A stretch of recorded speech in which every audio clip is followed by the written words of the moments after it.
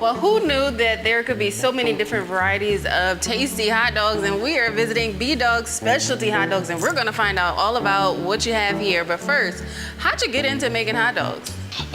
So I had a different business downtown Davison, and we had a bunch of events down there, car cruise, parades, festival, and I wanted something out front just to, you know, kind of bring more people in.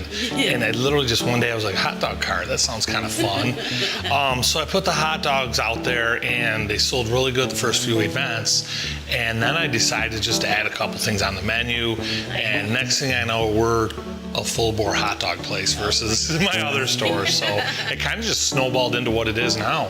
Yeah, did you think that ever happened to you? Like just something so common, a hot dog? No, and this kind of happened obviously later in my life, kind of, you know, picked up the food service business. I kind of been in it a little bit, you know, here and there, other jobs, but now, you know, being full-time, and I never would have thought. And it's just, like I said, it's kind of snowballed into this, and it's been great. Oh my gosh, and what's the reaction from people with your different versions of hot dogs? It's, you know, it's fun to see because when you grow up, you're literally force-fed. What would you like in your hot dog? Ketchup, mustard? Yeah. And I see it all the time. And if you look on our menu, we literally don't have a ketchup and mustard hot dog on there. To see that when they come in and start looking at the board and they're like, oh, I never would have thought of that. And then the specials that we come up with, you know, it's fun to see the reaction, and then people realize there's way much more to a hot dog than ketchup. Speaking of your menu, tell us a little bit about what's on there. So basically, we started, you know, with Kogel hot dog. You know, they've been in Flint for 100+ years. It's the gold standard for hot dogs in the nation, actually. And then from there, you know, we build on the Flint Coney sauce, very popular dogs here. And then we just start putting different things on them, bacon, coleslaw.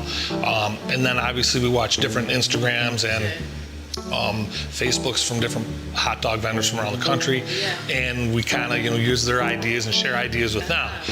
One of them that we're doing right now is the peanut butter jelly and bacon dog. So Oh my gosh. kind of crazy, but it's been selling pretty good and people like it. So yeah. Well, speaking of Coney, like, I'm not from this area, but I'm learning that Coney is a big deal specifically, and we're obviously not in Coney Island, but like, how did that even become a thing?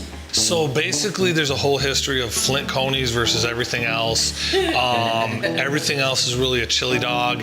And way back in the day, there were a group of Macedonians moved into the Flint area. They wanted their own sauce. It's all been documented in a book that you can get on Amazon. And it just basically talks about how the Flint Coney's, you know, quite a bit different than anybody else's, where it's more of a meaty sauce versus everybody else is kind of a runnier, closer to chili sauce. So, and people from this county are pretty loyal and fiercely loyal to their Flint Coneys. Yeah, they're Coneys.